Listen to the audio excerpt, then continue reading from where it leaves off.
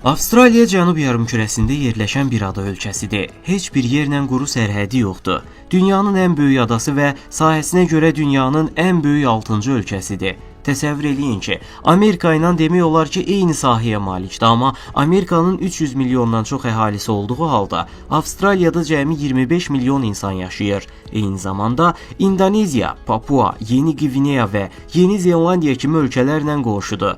Bundan başqa, Avstraliyanın təbii gözəllikləri və bioloji müxtəlifliyi sayəsində bu ölkə tam mənası ilə bir möcüzələr diyarıdır. Belə ki, saysız hesabsız milli parklar və təbii yaşayış yerləri bu ölkə ilə eyniləşdirilib.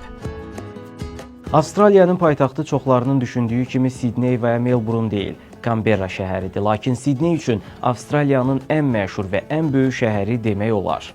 Şəhərin ən tanınmış simvollarından biri olan Sidney Opera evi bu şəhəri məşhur edən əsas səbəblərdən biridir. Həmçinin burada LGBT fərdlərinin şərəf mitinqlərindən tutmuş, aborigenlərin mədəni irsinə qədər bir çox festival keçirilir.